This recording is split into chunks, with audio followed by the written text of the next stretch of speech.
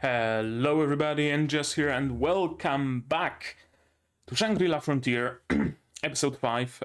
I'm very red right now, very orange even, because Elgato Camera Hub just decided to fucking stop working, and I cannot correct the temperature of the feed from the camera, and I don't have ring light to color correct for that, so yeah, I'm gonna be red. I'm gonna be red in today's video. What can you do? Technology, I swear. But yeah, Shangri-La Frontier, episode 5, is it? I think it is 5. It is 5 indeed. Team we will probably procure in today's episode, that is Sanraku will. At least that's what the previous episode sets up for us. Episode 4 very much seems like the entry point to the larger story, if you can say it that way. Sanraku got the quest from Visage. Well, not really a quest. It's not like he has any particular goal. Rather, he got a necklace that limits his XP gain, but multiplies his skill point gain. So he's gonna end up under-leveled, but with probably as many skill points, or perhaps even more skill points than other players at his level would have been. So that's gonna be interesting. I can already see situations of Sanraku getting underestimated by others because, oh, he's just level 18 or what have you, not counting the fact that, or rather, not taking into account the fact that at level 18 he has the stats and the skills of a level 40, for example, right? And then Sanraku played a fighting game with glitches and any percent gameplay, essentially, which was great. It was really great to see that, you know, after image sprites of punches also get a hitbox. This was great. And he met one of his friends there. I like that he has friends, you know? Very often in anime or manga or light novel or whatever that are based on some sort of a game, right? Transported into the game world or just playing the game. The main character is very much a loner. Maybe just doesn't have any friends, maybe has some former guildmates, but the guild has dissolved long ago, right? They're usually a lone wolf. Sanraku is kind of a lone wolf so far, sure, but he does have friends in real life. He does have people he plays with. And those people, if they haven't joined Shangri-La Frontier yet, they are going to join it. And Sanraku is going to play with them. And that's going to be great. That's going to be cool. That was essentially the setup, right? Meeting a couple of new characters that will accompany Sanraku on his journey, on his quest to defeating the big bad monsters and what have you, and progressing the plot and whatnot. And what else happened in that episode? The fight in the swamps. Sanraku decided to test how does it work that the enemies of lower levels supposedly run away from him, and lo and behold, they actually do. And if Sanraku is faster than them, he can just defeat them without actually having to fight them. Just chase them down and deal damage, and they will not retaliate because they will just be running away. So that's a great way of getting some kills. What isn't a great way of getting kills is fighting a boss monster in a swamp that limits your movement. and you're a character who only has movement. You play a character that relies on fast hits, jump in, deal some damage, jump out. That depends on dodges instead of tanking, etc., etc., and you are just rid of your offensive and defensive capabilities. So that's gonna be hard for him, unless perhaps one of his friends decides to join, which isn't entirely out of the question. And I'm still trying to run Camera Hub, but I think nothing short of like my PC restored or something will do the trick, so I'm just not going to bother. I mean, it says initializing video engine, Camera Hub will start in a moment, so I guess I'm just gonna leave it in the background. Maybe it will start. If so, then I will correct the temperature of the feed. If it doesn't, then oh well, what you gonna do? Nothing. Yeah, so what do I expect from today's episode? Either someone's gonna help Sanaraku, or Sanaraku will find some way of dealing with that boss, perhaps with the help of Emul, however you pronounce it, because she is now a companion, not a pet, a companion, an NPC companion, which is also a great thing. I remember that being a thing in Neverwinter. Yeah, Neverwinter was an MMO that allowed you to get an NPC companion, or I think a few even, in your team. That was an interesting system. That was cool. I heard Neverwinter kind of went through some ups and downs recently. I've been out of the loop for quite a long time now. But yeah, regardless of that, regardless of my backstories and stories with MMOs I used to play and no longer do, how about we just start watching this episode of an MMO that I cannot play, which is a shame, which is a crying shame, really. To do that, you will need your subs, of course, to follow along with me. I'm going to need my sound to hear what's going on in the show, and I'm also gonna have to ask you guys for your support. Support the channel if you want monetarily on Patreon or YouTube down below, or not. Share my content, spread the word, it costs you nothing and helps a lot.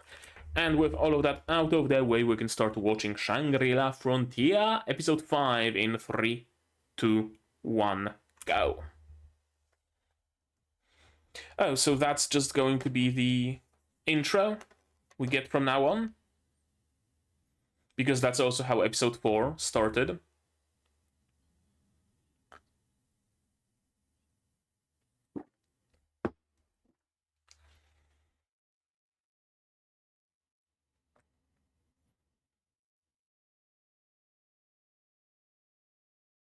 I mean, we know all of that. Why are you, like, reiterating your points?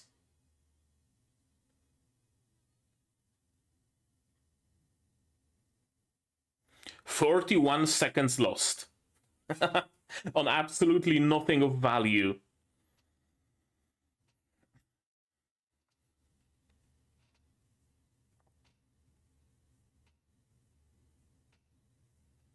I love the opening.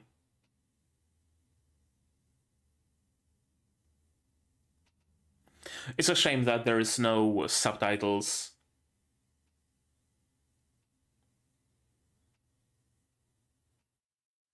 I guess we're gonna have to wait for fun subs. Do fun subs even happen anymore? Or is everything just a rip from Crunchyroll?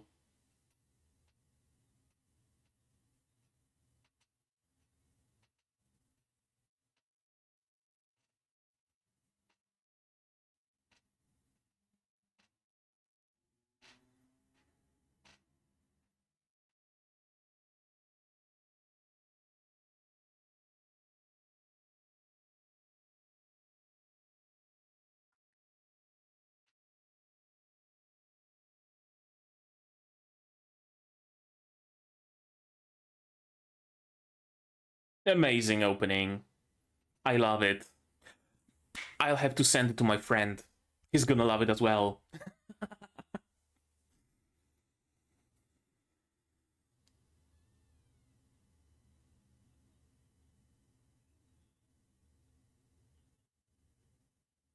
Have I... Oh, no, it's just a... Last time on Dragon Ball Z. So now, not only did we waste time on this useless intro, we're also wasting time on a recap. Why?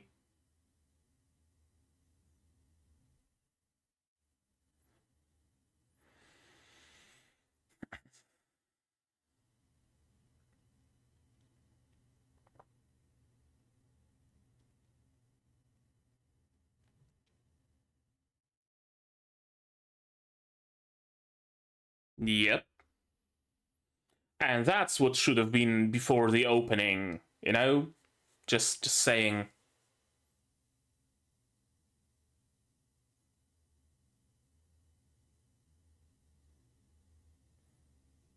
You're not. You're just going to respawn.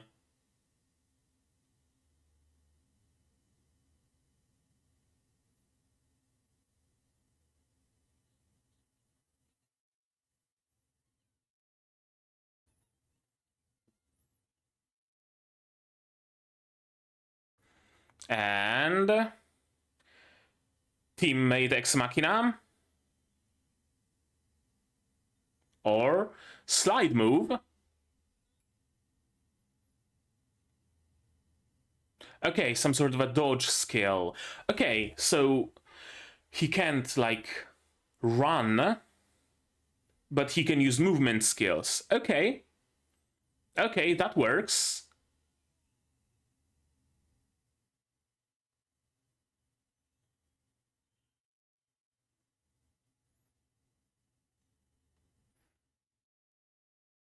Add some really nice music.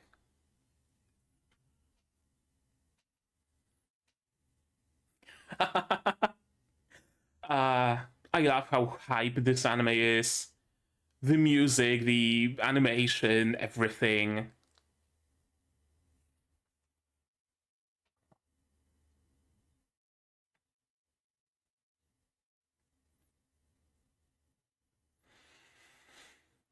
Okay, so there is some sort of a cooldown system rather than mana or stamina or something. Thankfully, it's not a global cooldown, it seems, but rather per ability.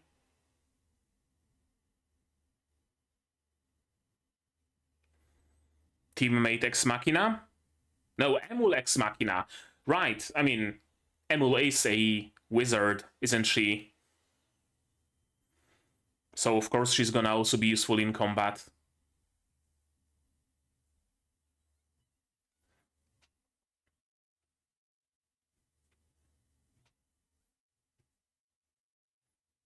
I love the monocle. Yep.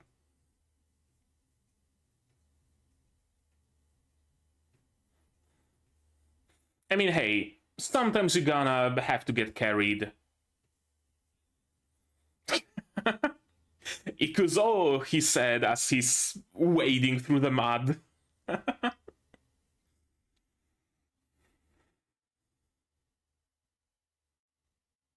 And the stun wore off.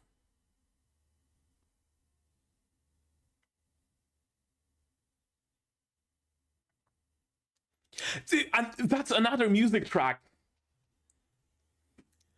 That's two different music tracks for just a single fight.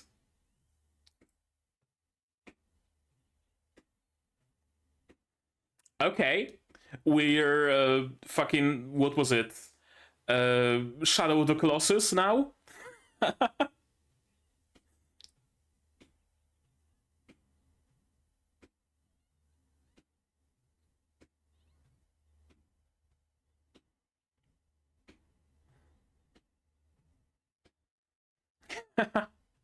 Yeah, his skills coming in useful. Come on, Emul. Big boom.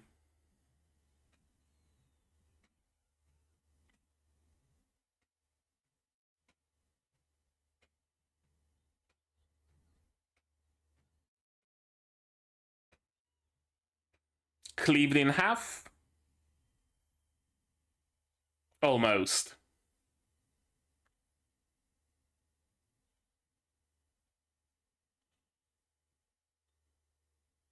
Full damage. Great.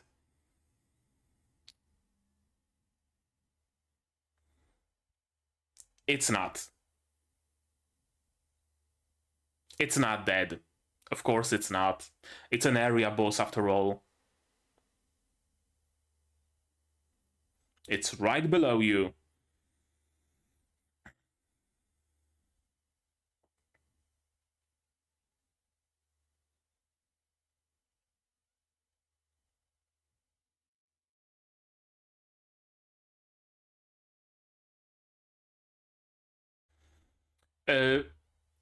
Okay. Sacrificing himself to save the NPC.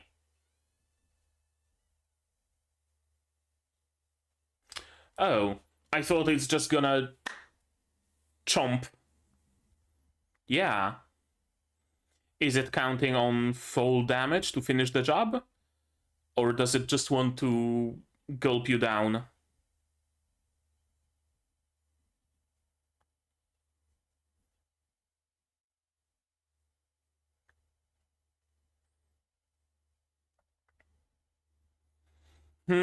Second phase. Creating non-Newtonian fluid. That's cool.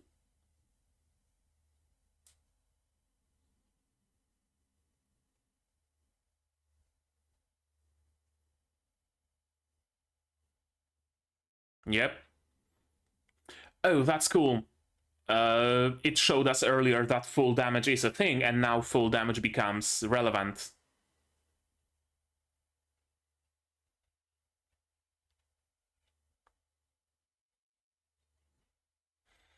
Maybe you can cancel full damage by dodging right above the surface of the ground?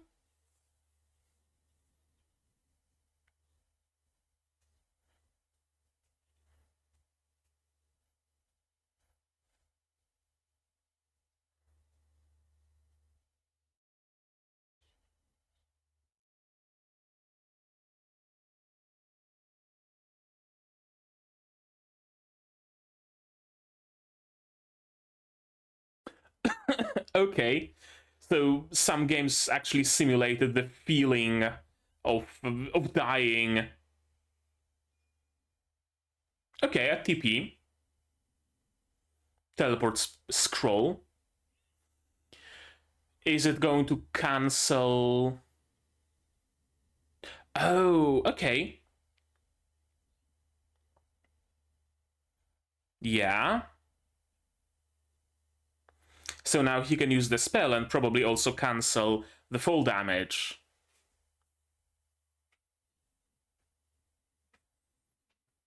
Sure, that works.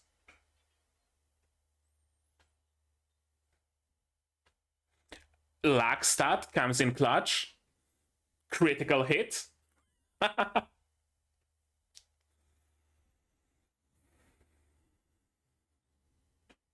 Yep, 1 HP remaining. Hopefully level up is a full heal.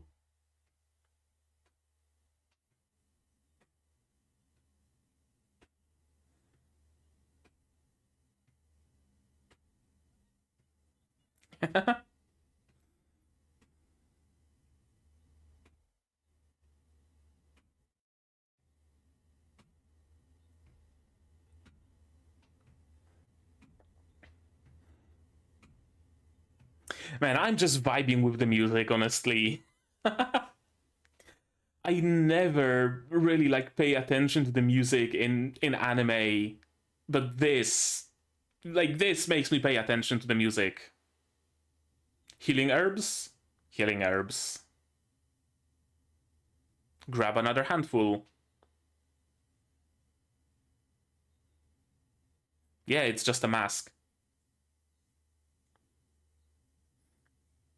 As mages are wont to do. Glass cannons.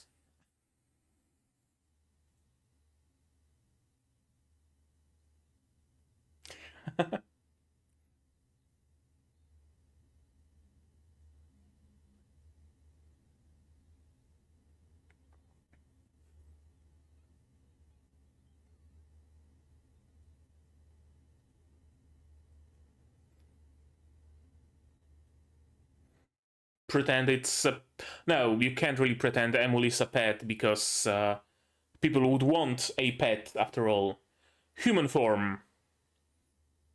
Right? Are we getting a bunny lolly companion? We're absolutely getting a bunny lolly companion. 100%. Please at least be clothed.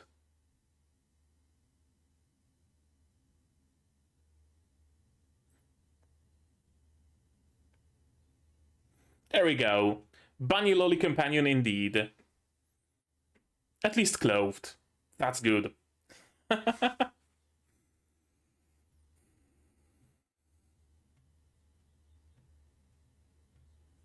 With a permanent cat smile on her face.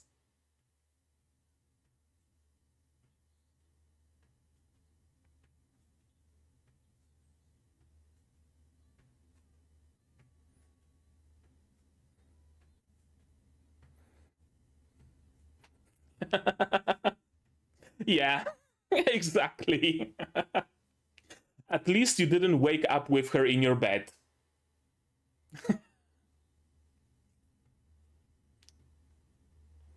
Ah, okay, it doesn't last long.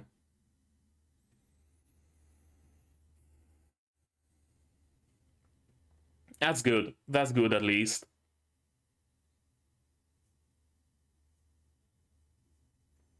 Emul, not Emil.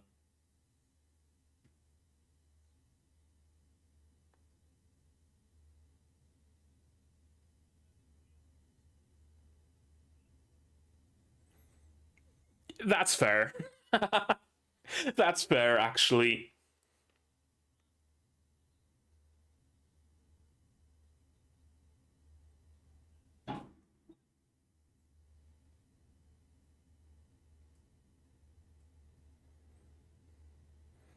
Welcome to Third Rama.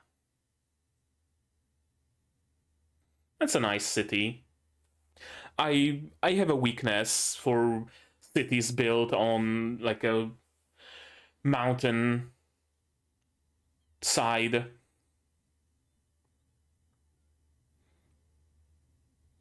When Medieval Engineers was still a game that existed, I would always build cities built into the mountainside. Same goes for Minecraft, by the way. My bases would always be just a mountain carved empty inside.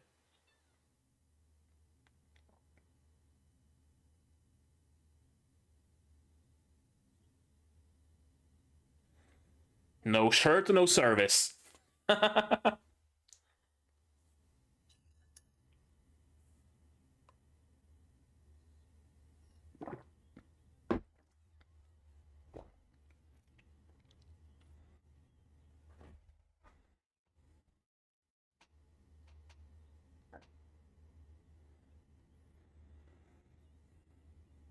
I mean, she's not lying. Now she is.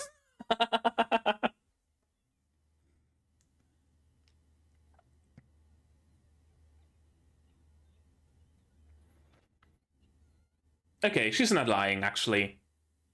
Kinda.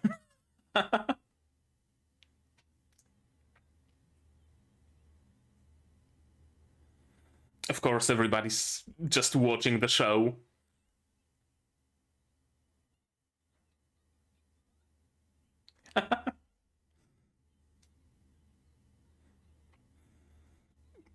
Sanaraku already has a fan club.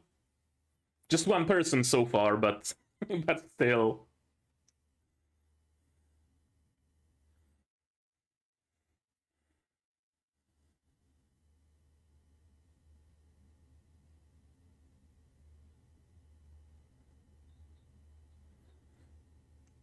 Could it be they recognize your name from some other MMO you played?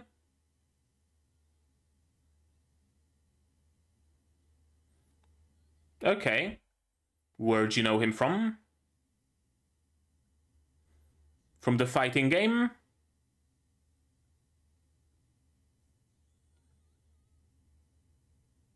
Oh, from Secondia? Right, of course. That screenshot spread around.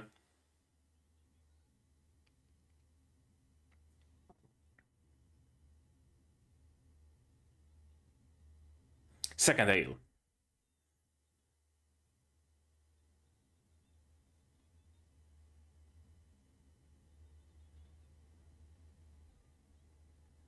Yep, and now everybody knows of Sanaraku.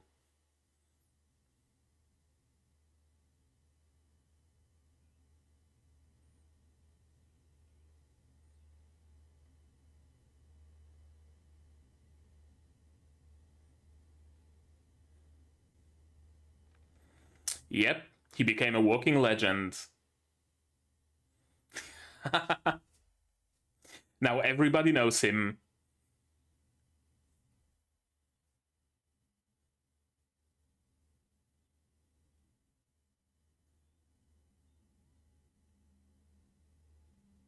Yep, here come the furries.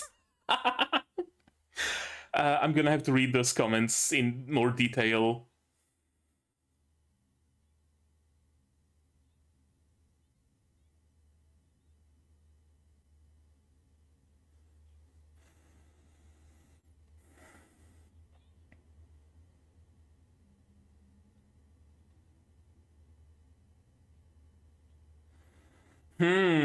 Yeah. You're not gonna be inconspicuous.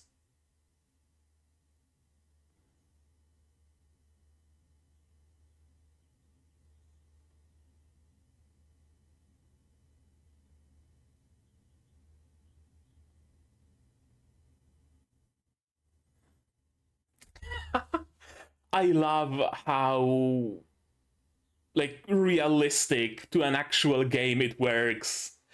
You throw in one interesting screenshot onto some forum, and suddenly everybody tries to figure out what's gonna go. Everybody goes pixel hunting and trying to figure out what's the tattoo he's wearing, etc., etc. The entire game now knows him.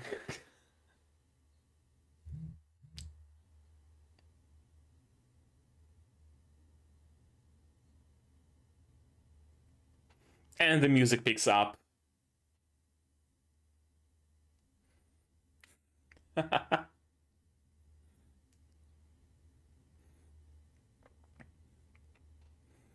Yep, one screenshot was all it took.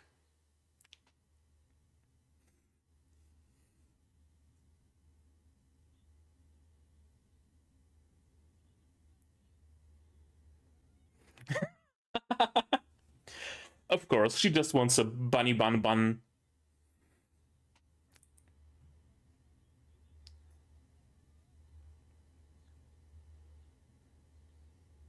Yep. She really likes bunnies.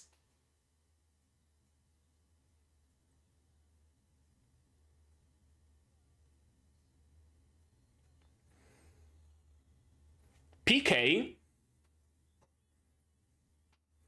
Oh, it's the spear user from the previous episode.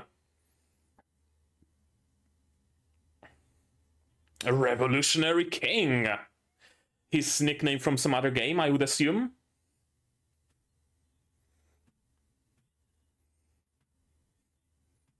Time for some good old PvP.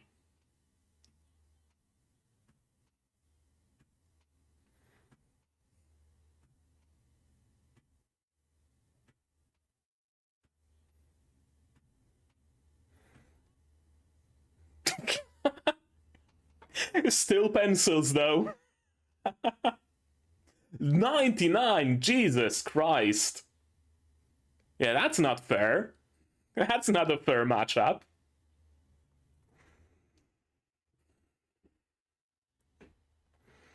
Ah, man. Shangri-La is so fun. Such a fun show.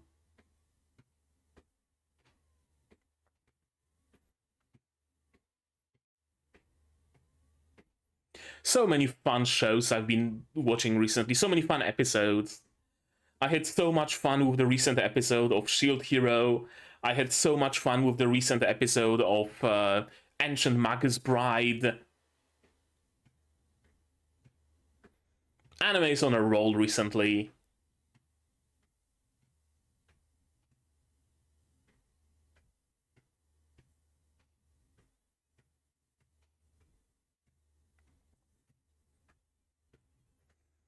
I thought that the hooded horned girl might become a companion, but apparently not. Well, companion, teammate, rather.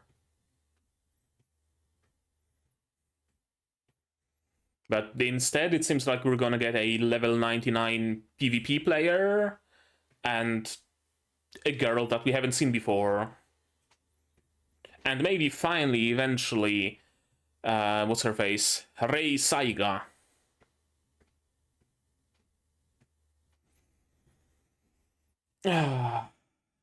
Mini.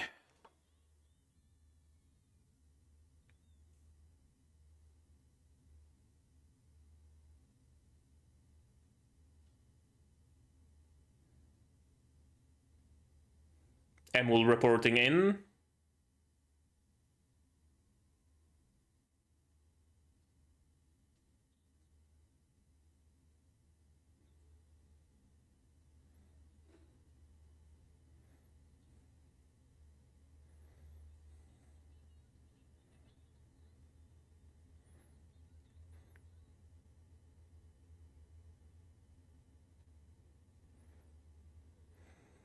Can you be a mage and still have Vorpal Soul?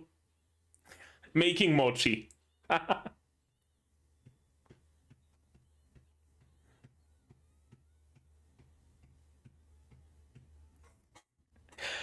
uh,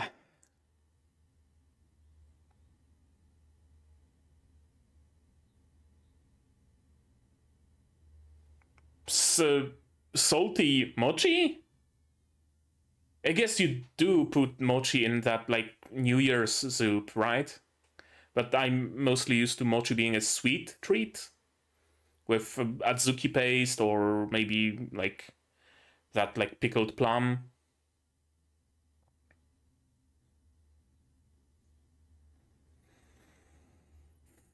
Why are you sitting on a mountain of frogs?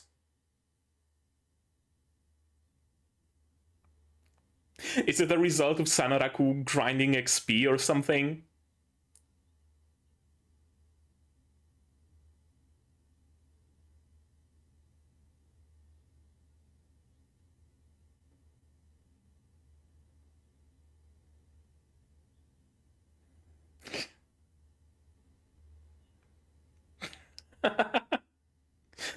uh...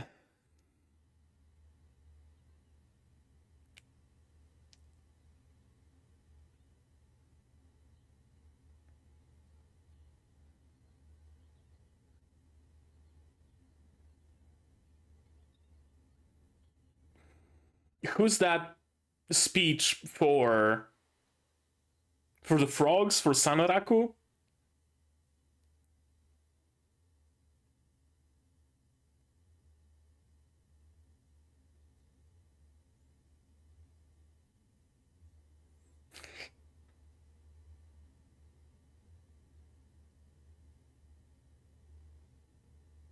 So it was for frogs. It's not Pokemon, Sanaraku. It's not Pokemon.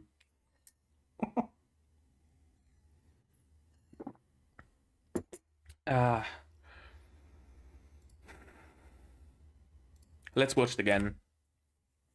I love Shangri-La Frontier. I don't love how they kind of wasted some of our time with a recap and with that, you know, reintroduction to the what Shangri-La Frontier is, the series as a whole, but sure, whatever. Lo, thou art assailed on all sides. On the side of... Right, on all sides, because everybody is after him.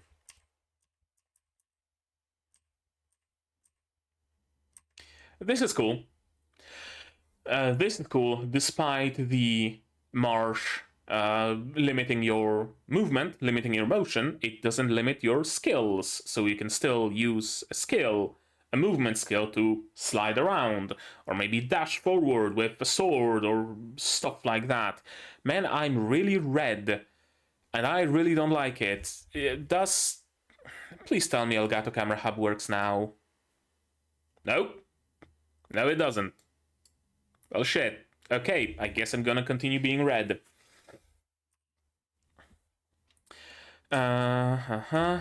Evolved a bunch of skills. Perfect parry evolved into repel counter. Yeah.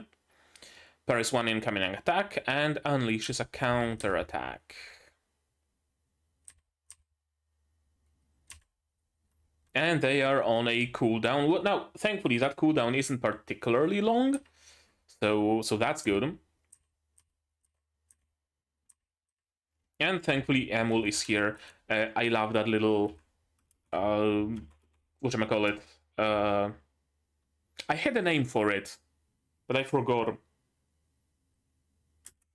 The Thing. I really like characters with monocles. With monocles. I don't know why, I just do. And of course it was magic. I mean, you did check Emul's skill, and it said that Emul is a mage, so yeah.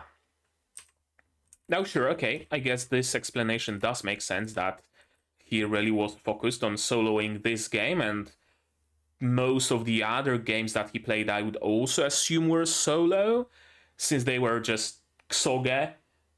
They probably wouldn't bother implementing any sort of multiplayer. Just a wild guess based on nothing. So yeah, he's not used to getting help. Let alone from NPCs. He's probably used to NPCs just being either completely busted and not worth using because they would trivialize the game, or being completely useless with garbage AI, getting lost, getting killed constantly. So having an NPC that's actually useful in combat is a very nice change of pace. Axel, temporary bonus to attack power and agility. I love the marshes. His, yes, Ikuzo! And just slowly waits towards the boss. 2 music tracks in the span of one fight. Now that's something. Yep, that's just Shadow of the Colossus.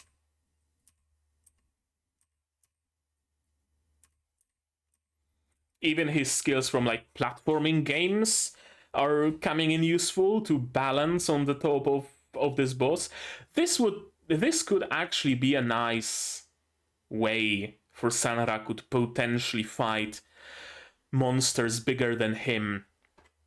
Now, he has that whole Vorpal Soul, whatever that is, we still don't know, that he can use fast attacks and crits and whatnot. But he could also try, climbing those enemies and maybe balancing on top and whatnot. I would assume there are players who also utilize that, but I can't say that being particularly common. It's been 10 seconds. It's been much more than 10 seconds, Sanaraku. It's been much more than 10 seconds, but sure, anime time dilation and whatnot. Power boost magic edge. Okay, so Emul earlier cast add spell, and now casts power boost magic edge, so I would assume mages perhaps have a global cooldown. She cast a spell that improves the next spell cast, waited for the cooldown to go down, and then cast the empowered spell. Or maybe she just waited for Sanaraku's call. Probably just waited for Sanaraku to call the shots. This is cool.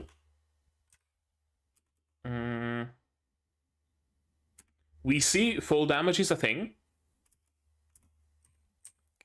And it seems like, just a small detail that makes the world a little bit more deep, gives us some more mechanics of the game. The game becomes much more in-depth thanks to that. It's a nice piece of flavor. And eventually it turns out that it's actually significant, that it actually matters. Also, this is cool. Vibrations, essentially, I would assume, either loosen up the ground so that his legs can sink in deeper, or they turn the mud into non-Newtonian fluid, so his legs are basically trapped in concrete right now. I like that it makes sense, right? That it's not magic spell of harden mud or something, but rather vibrations that have an effect on how mud reacts to the pressure of someone's weight. Saving Emul. And Emul in turn is going to save Sanaraku. They have a really nice partnership. This is also cool. This is also super interesting. A boss that utilizes full damage. That's cool, because technically you could probably skill your way out of getting that full damage. Perhaps there are some skills that can cancel that out. You know, usually a horizontal dash, for example, just cancels your vertical velocity. You dash forward, gives you entirely horizontal velocity, and then you fall just a little bit and you take very little to no damage. Many games have some sort of a full damage cancel skill like that. And so, yeah, it potentially gives you a way to get out of getting that damage. But if you have no way of mitigating it, well, you're dead. Cool design. Really, really good design of a boss fight. Never been able to get used to falling depths in VR. Feeling of electricity followed by a total loss of feeling. Yeah, some VR games are probably taking it a little bit too far, aren't they? To the point of being taken off the market. That's actually a great detail.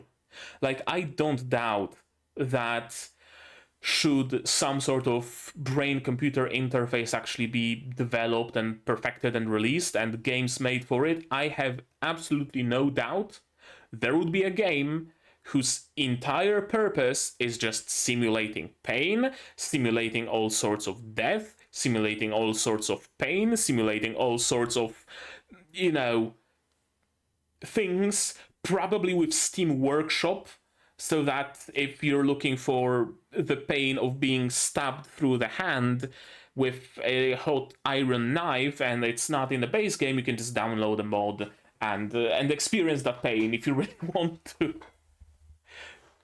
And they would probably re-release Skyrim on that platform with with support for pain creator stuff. Pain API. Show your Vorpal Spirit and teleport. Attack skill called Meteor Fall that utilizes downward energy. Yep. I thought that the teleport will just cancel out the velocity. That's how Emul is gonna save Sanaraku, just from fall damage, right? Teleport up high and teleport to a place way lower, and with a cancelled out vertical velocity, you just get no full damage. But no, apparently it was also utilized as an attack, a mistake meteor fall. This is also cool, that even a failed attack, failed skill, is also a skill. That's super cool. Like, imagine if in games you were you would be casting fireballs and a fireball has a chance to fail, or if you, I know, don't time your inputs correctly, it fails, but it doesn't just fizzle out, rather it explodes in place and it damages everyone around you and you as well. maybe for a little bit less damage, right? A fail fireball, for example, that would be a very cool system. And on the other hand, you could get like perfect inputs for a cast and cast a fire beam instead, or a meteor, or whatever. That's cool. The mistake meteor fall. That luck stat is really clutching here, both providing him with a crit on the mistake meteor fall, I think it was a crit, and providing him with just 1 HP left.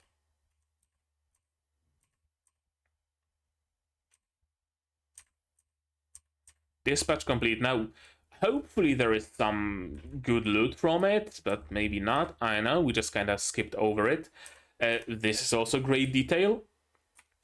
Of course, he's going to be putting the herbs inside of his throat because it's not his actual head. It's a mask.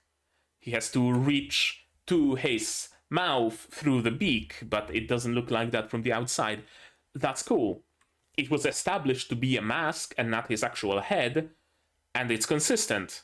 It behaves like a mask would. Sanaraku has to do things the way he would have to if it was a mask, because it is a mask, right? We don't suddenly randomly treat it as a head.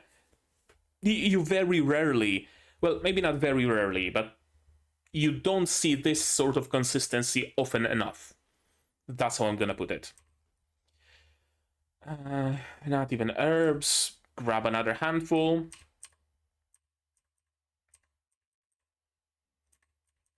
Let's not draw attention, and of course, human form, but again, I really like that it's not, like Sanaraku says, some kind of a harem game with an anthro bunny girl, because Emul didn't transform permanently, just for a moment.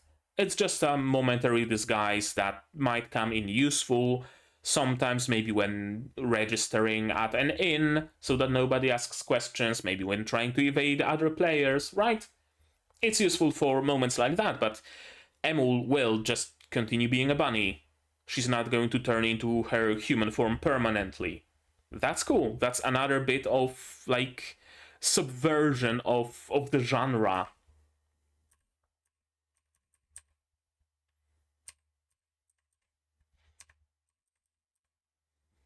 Thirdrema. I really have a weakness for cities built on mountainsides. There is a city in Poland I visited recently-ish, in the summer. Yeah, in the summer, Karpacz, it's called. And it's also built on a mountainside. Like, you have a road, and on one side of that road, there are buildings built in places like carved into the mountainside, and on the other side of that road, on the level of the road, there are roofs of other houses. And the other road level is like below, and there are houses with their roofs on the level of that road. It's incredibly steep. To get from one level to the other, you need to take the stairs, and driving there is insanity, and I fucking love it. And I loved being there. I don't know what it is about cities being built on the mountainside, incredibly steep like that, but it's great. It's amazing. I love it. I always wanted to have a house built on a hill or built partially into a hill. Maybe because it's different, you know? Maybe because it's different. Maybe because everywhere around I see it's just level. Everything is level. Every parking lot is level. There aren't any hills, there aren't any mountains, there's nothing. It's just plains all around me, and it gets kind of boring, kind of stale, and having that sort of like tiered architecture is it's really nice. Thirdrema.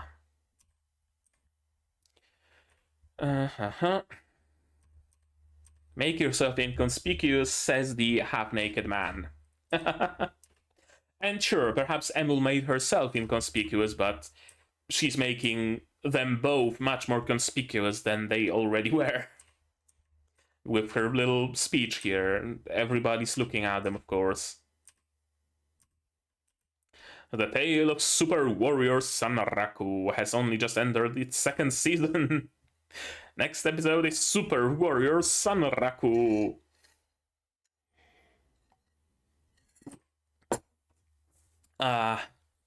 You have a fan club, my man.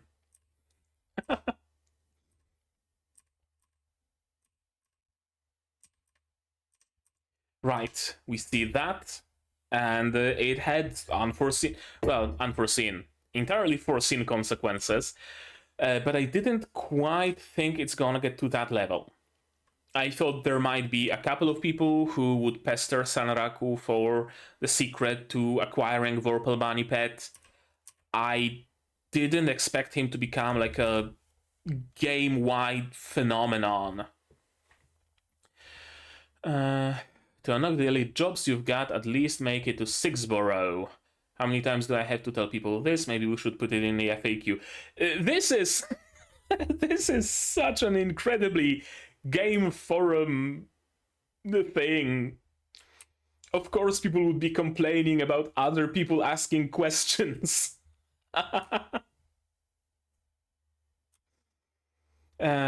Is this a shop or something? I mean, I've never seen a talking Vorpal Bunny. What with this dude, little half-naked with a mask? Call the cops, please. Of course.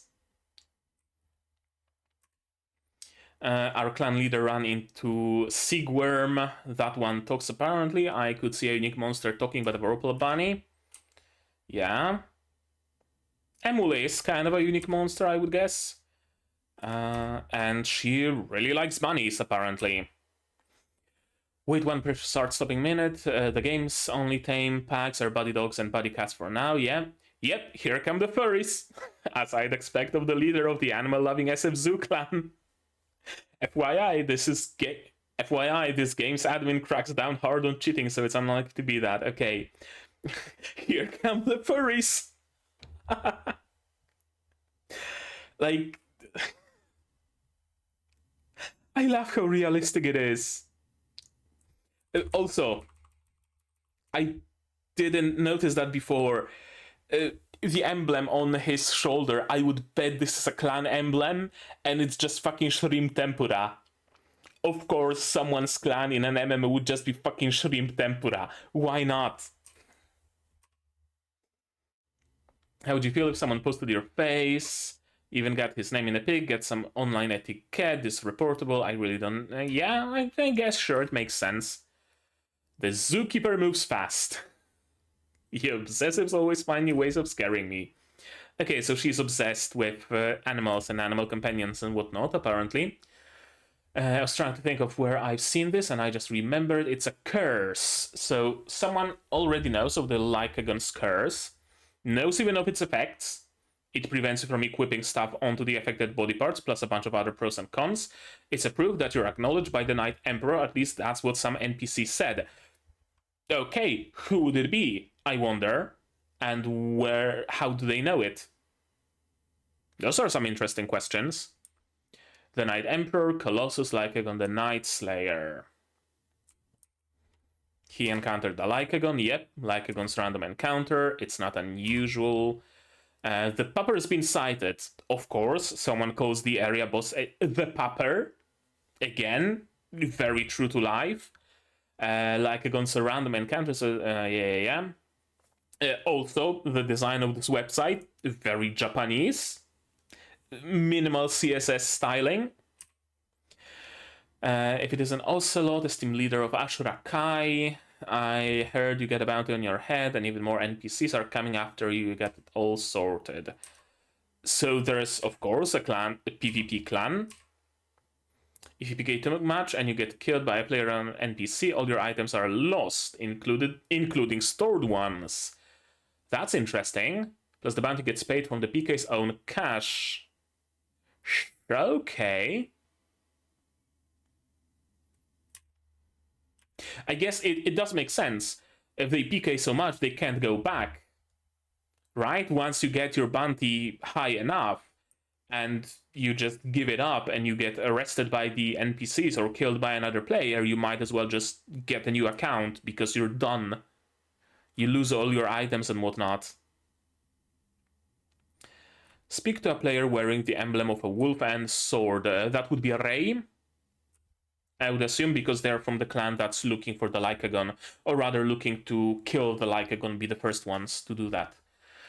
I'd love to meet and talk with him, Mr. Sanoraku. If you're reading this, please speak to a player wearing the emblem of a wolf and sword. I'm sorry that so much of your information got leaked, but we can help to protect you. Yeah, that's the Lycagon clan.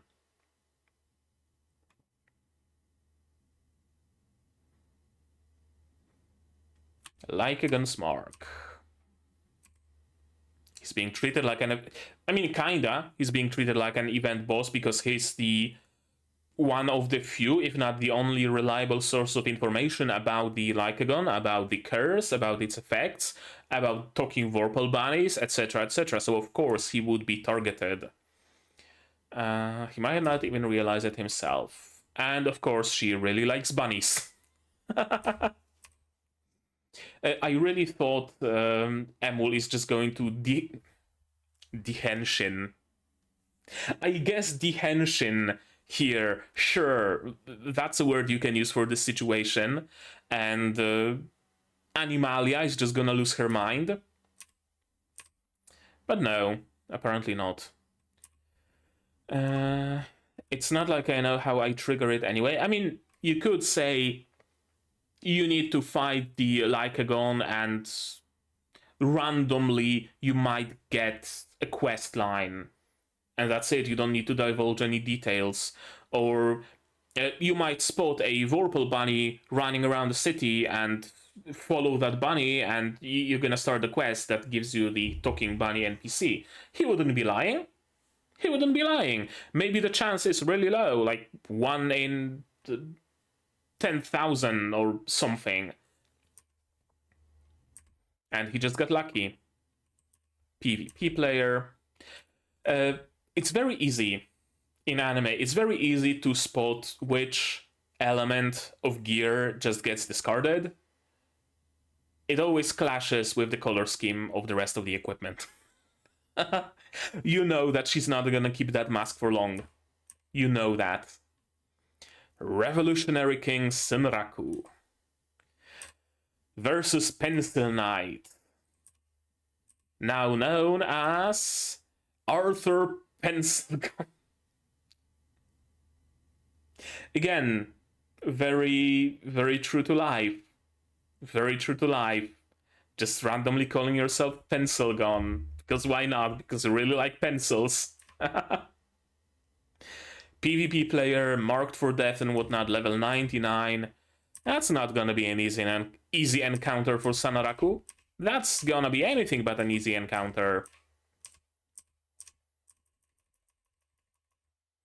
And the minis. Emul is fired up for some mochi. And she gives a speech to the frogs. I really like this shot of her, this look. This, like, head tilted slightly below, like, you know, going with an understanding, blushing slightly. I really like Emul. I usually fucking hate mascot characters. I'm gonna be honest with you. I usually genuinely loathe mascot characters. They are usually just single-dimensional. Mascot is either utterly annoying, or a pervert, or utterly useless. Or just so cute that makes you want to puke. And that's it. That's all there is to a mascot. It's just supposed to sell merch. Emul isn't that. I really like Emul. I really like Emul. Probably because she's not portrayed as a mascot, but rather as an actual character. That does wonders, doesn't it? Okay. Okay. Another great episode of Shangri-La. What can I say? Another episode that's true to life, that has moments that I can legit see happening if this game was real. You gotta love it. You gotta love it when a series tries to portray something and actually portrays it well, right? Very often you see, for example, video games portrayed like in early 2000s or late 90s family movies where a character just sits down with an Xbox controller in front of a PlayStation. It does random inputs, and you can see that it's just a video of garbage CG characters moving on the screen, right? And it shows a complete misunderstanding of the medium you're portraying. And it also shows in anime sometimes. Person gets transported into a video game and it just does not function like a video game. It functions as a fantasy world, it functions well in the context of the story they want to tell, sure, but it just does not work as a video game, and it's supposed to be a goddamn motherfucking video game. It's not the case with Shangri-La Frontier. It entirely understands the medium it aims to portray. It entirely understands what's a video game, what's an MMO video game, what's a game's community, what's a gamer. It entirely understands all of those concepts and portrays them surprisingly accurately, down to the point of calling bosses by their nicknames. It very often, this actually struck me a lot, that the boss was called a pupper. Probably something else in Japanese, but I don't think it was actually called Lycagon the Night Slayer.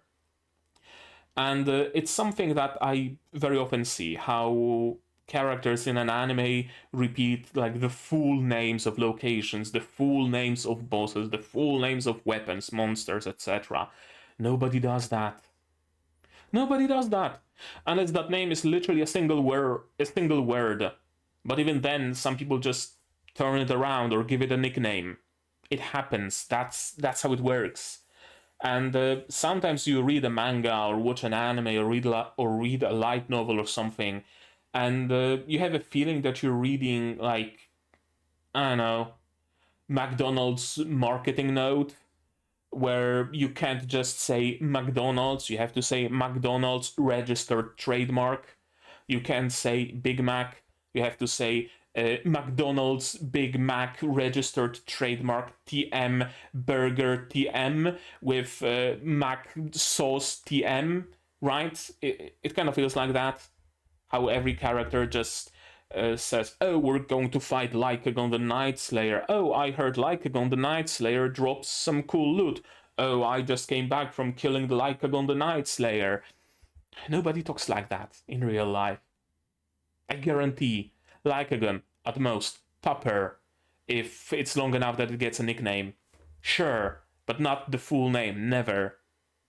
Shangri-La really shows a deep understanding of the medium, and I can't help but love it. I can't help but love it.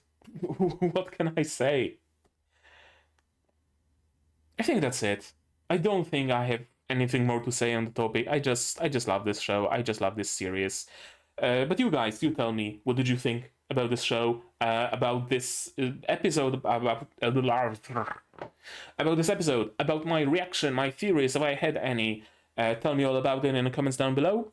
Like this video if you liked it, dislike it if you didn't, but tell me why so I can improve. Subscribe to the channel to be notified of future videos on not just Shangri-La Frontier, but also Magia Record, Shield Hero, Psyhead and a Paladin, Freeren, and so on and so forth. More coming. So click the bell to be notified of when I go live, because I also stream sometimes. Support the channel if you want monetarily on Patreon, linked down below, where for $10 a month you get early access to non-seasonal shows like Magia Record, and for just $1 you get a role on the Discord and a place in the credits. You can also support me directly on YouTube if you don't want to use Patreon. You have memberships, super thanks, all that jazz. And if you don't want to spend any money whatsoever, you don't have to. share my content, spread the word. It costs you absolutely nothing and helps the channel a lot. And now, with all of that out of the way, that's gonna be it from me for today. So as always, you guys do all the good stuff, and I'm gonna see you in the next one. Cheers! And here's my list of... And here's the list of my wonderful Patreons: QB Without a Net, Copper Survivor, Zairene, Shoshua Kamal, Sir Fassel, David, Dr. Watt, Marshikela, and Hans Peter. And you can join them without having to worry about technical difficulties.